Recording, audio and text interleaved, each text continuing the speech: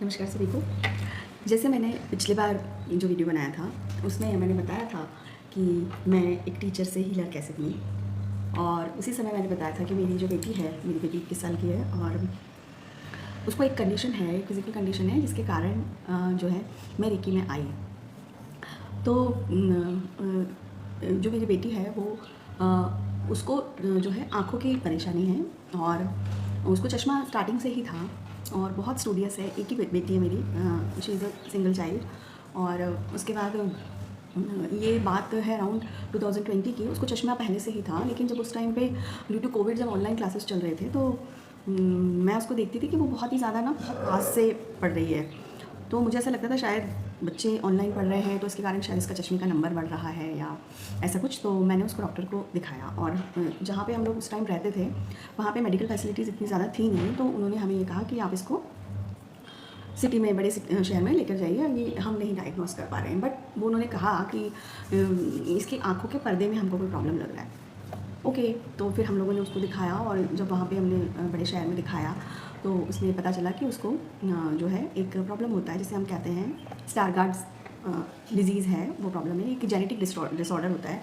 मतलब किसी एक ABC A4 करके एक जीन्स होता है, वो मदर की साइड से भी आ सकता है, वो फादर की साइड से भी आ सकता है, और उसमें म्यूटेशन, उसमें कुछ जो है प्रॉब्लम की वजह से बच्चे को आँखों में प्रॉब्लम होती है। तो ये उसका रेटिना का प्रॉब्लम है और वो जो रेटिना है उसमें पतला हो जाता है और जिसके कारण जो विजन होता है वो जो सेंट्रल विजन होता है, हमारी आँखें जो होती हैं साइड से भी देखती हैं और सामने से भी देखती हैं, तो जो उसका सेंट्रल विजन है वो ब्लर है।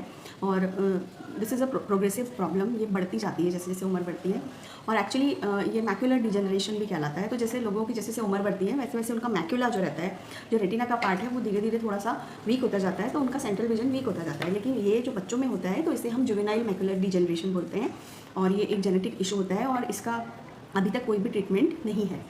तो बहुत ही चैलेंजिंग समय था वो हमारे लिए, एक बच्ची के लिए, कि उसके बोर्ड एग्ज़ाम्स थे और उसके बाद हमको जो है ये सिचुएशन फेस करनी पड़ी। और इनिशियल डेज जो थे कि बहुत टफ थे, लेकिन उस समय जो काम आई मुझे वो थी मेरी स्पिरिचुअलिटी। मैं गायत्री परिवार से हूँ, तो मैं बस मेरे गुरुजी और मैंने ईश्वर को ध्यान में रख के मैंने कहा कि जो आपने दिया है हम उसको एक्सेप्ट करते हैं। Acceptance is the key for anything.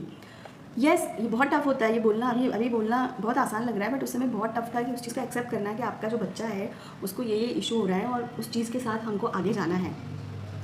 तो उस चीज़ के लिए my husband was very devastated, लेकिन जो मेरी बेटी थी उसने बहुत हिम्मत दी हमको। उस एक दिन भी ऐसा नहीं गया कि उसने अपनी उस प्रॉब्लम के कारण, उसका सर बहुत ज़्यादा दुखता था उसके कारण फिर, और 10 फीट से दूर ज़्यादा कोई अगर खड़ा हो तो वो उसको नहीं पहचान पाती क्योंकि उसका सेंट्रल विजन पूरा ब्लर है। तो जैसे अगर चेहरा है और हम देख रहे हैं किसी को, जैसे मेरा चेहरा हो, मेरे चेहरे पे मिडिल में बीच में वैसलीन लगा हो तो साइड साइड का दिखेगा, आपको बीच का कुछ भी नहीं दिखेगा। तो ये उसके साथ सिचुएशन होती है। फ्रेंड्स वगैरह भी उसको बोलते थे उस समय कि अरे हम हाय बोल रहे हैं तुमको, तुम पहचान नहीं रही हो हमको, क्या तुम प्राउडी हो गई हो, क्या तुम घमंडी हो गई हो, लाइक दिस। तो ये सिचुएशंस होती थी उसके पास। तो लेकिन उसने इतने अच्छे से, सबसे पहले उसने इस चीज़ को एक्सेप्ट किया, उसने लोगों को बताना शुरू किया कि I have an I condition और उसमें मुझे सपोर्ट चाहिए। और हमें डॉक्टर्स ने भी बहुत ज़्यादा अवेयर किया। हम उसको चेन्नई भी लेकर गए, शंकर नेत्रालय उसको लेकर गए, वहाँ पे पूरा हमने जेनेटिक टेस्टिंग वगैरह सब करवाई।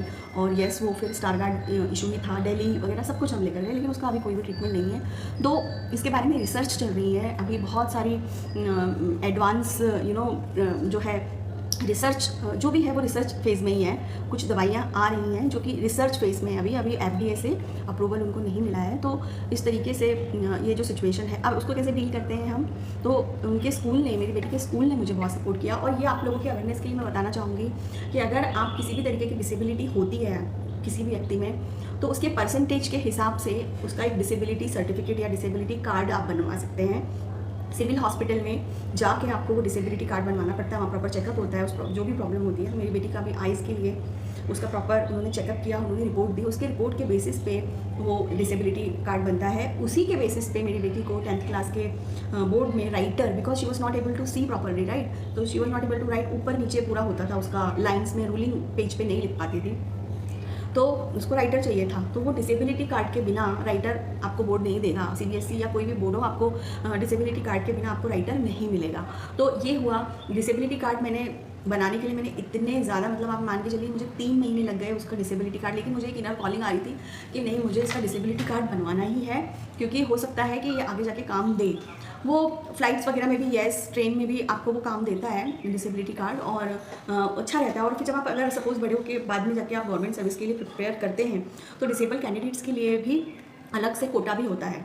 तो ये भी मुझे जानकारी मिली। तो आप ये इस बात का बिल्कुल हमको इस चीज़ का ध्यान रखना चाहिए कि अगर आपके आसपास कोई ऐसा disable, physically disabled, visually disabled, किसी भी तरीके की डिसेबिलिटी वाला कैंडिडेट हो, तो आप उसको ये बताएं कि वो डिसेबिलिटी कार्ड बनाए। फिर इसके बाद आज मेरी बेटी जो है, उसके बाद उसने 10th में उसके बहुत अच्छे, उसने बहुत मेहनत की, she is very studious. 10th में 12th में उनके स्कूल वालों ने बहुत हेल्प करी, दे वर सो हेल्पफुल। उसके लिए वो एक्स्ट्रा एफर्ट लेते थे कि उसको वो लो विजन डिवाइसेस यूज़ करती थी, क्योंकि उसको मैग्नीफायर, क्योंकि उसको दिखाई नहीं देता है, तो वो टेक्स्ट को बड़ा करने के लिए मैग्नीफायर यूज़ करती थी। उसके लिए अलग से पेपर जो है, अलग से प्रिंट निकलता था जो बड़ा, जिसमें बड़ा साइज़ फॉन्ट होते थे। ये सारी चीज़ें करती थी, उसको आगे बिठाते थे स्कूल में, क्लास में, ताकि वो सब चीज़ें देख पाए प्रॉपरली। तो उन्होंने बहुत हेल्प करी। फिर उसके बाद उसने ग्रेजुएशन किया, तो ग्रेजुएशन में भी उसको राइटर लगा, और टचवुड बाय गॉड्स ग्रेस वो ये चीज़ की एक्सेप्टेंस प्लस उसका खुद का hard work, everywhere she did very very good. बहुत एक्सेप्शनली वेल परफॉर्म किया मेरी बेटी ने। और अभी वो बैंगलोर से पीजी कर रही है, post graduate in performing arts, और उसने वहाँ पे भी, और उसका वैसे भी 9 साल उसने कथक में अलंकार तक की उसने शिक्षा ली रखी है, ली हुई है, और उसे डांस में ही आगे बढ़ना है। तो हम भी उसके साथ में हैं। हमको कोई इंजीनियर या कोई डॉक्टर या ये सब नहीं बनाना है। मेरी बेटी का काफ़ी मन था कि वो बायो लेगी और उसको मेडिकल फील्ड में जाना है, बट डॉक्टर ने साफ बोल दिया था कि जो है, आपकी आई कंडीशन के कारण आप बिल्कुल भी मेडिकल में नहीं जा सकते हो। तो उसके बाद उसका सेकंड ऑप्शन ये था कि बिकॉज वो यूकेजी क्लास में थी, तब से डांस कर रही है, कथक सीख रही थी, तो उसने कथक को चुना और परफॉर्मिंग आर्ट्स में उसने जो है वो आगे बढ़ी और ग्रेजुएशन किया, और अब वो पोस्ट ग्रेजुएशन कर रही है, और अब आगे जैसे ईश्वर हमें आगे बढ़ाए, हम वैसे बढ़ेंगे। तो ये कंडीशन थी। और लेकिन उस चीज़ ने मुझे ये बहुत हेल्प किया कि जब मैं उसको देती हूँ, जब मैंने रेकी उसको देना स्टार्ट की, तो जो उसके हेडेक्स थे वो बहुत कम हुए। और दूसरा ये है कि जैसे उसको एकदम से जब टेंशन होती है ना, बच्चों को, वैसे नॉर्मल व्यक्ति को भी जब टेंशन होती है तो थोड़ा उसका ब्लर विजन हो जाता है, वो घबरा जाते हैं। तो जब उसको एग्ज़ाम नेक्स्ट डे होना था, 2 दिन बाद होना था, वो रात भर पढ़ाई करती थी, उसका सर बहुत दुखता था, प्लस उसको नर्वसनेस बहुत होती थी। उस समय जब मैं उसको रेकी हीलिंग करती हूँ, रेकी देती थी, तो उस समय उसको बहुत आराम मिलता था, और वो अच्छे से पढ़ पाती थी और अच्छे से सो भी पाती थी। तो ये जो चीज़ें हैं, ईश्वर, देखिए, ईश्वर अगर आपको चैलेंजेस देता है ना, तो वो उस चीज़ से लड़ने की आपको बुद्धि और शक्ति भी देता है, बशर्ते कि आप उसको इस्तेमाल करें। अगर आप उसमें ये करने लगेंगे कि क्या करेंगे, अब तो हमारी ज़िंदगी ख़त्म हो गई है, अभी सिंगल चाइल्ड है, वो भी लड़की है, हमको कई लोगों ने ऐसा बोला, अरे लड़की है देखो ऐसा हो गया, अरे लड़की है देखो ऐसा हो गया। तो हम दोनों, मैं और मेरे हस्बैंड, हम तो दोनों ही, हम उन चीज़ों को, हमने कभी जवाब नहीं दिया, लेकिन हम उस चीज़ को अनदेखा करते थे, अनसुना करते थे, क्योंकि हमें कोई नेगेटिविटी सुननी ही नहीं थी हमारी बेटी से रिलेटेड। और हमारे मन में एक ही प्रॉमिस हमने अपने आप से किया हुआ था, हम दोनों ने एक दूसरे से अभी भी, कि वो जो बोलेगी, वो जिस जगह जाना चाहती है, if she wants to do whatever she wants to do, वो हम उसके लिए पीछे सपोर्ट में खड़े हुए। बस क्या चाहिए बच्चों को? सपोर्ट ही चाहिए। आज वो स्टैंड अप करती है, डांस करती है, और उसकी एक स्वतंत्र सोच है कि उसको लाइफ में कैसे आगे बढ़ना है। बस यही चाहिए बच्चों को।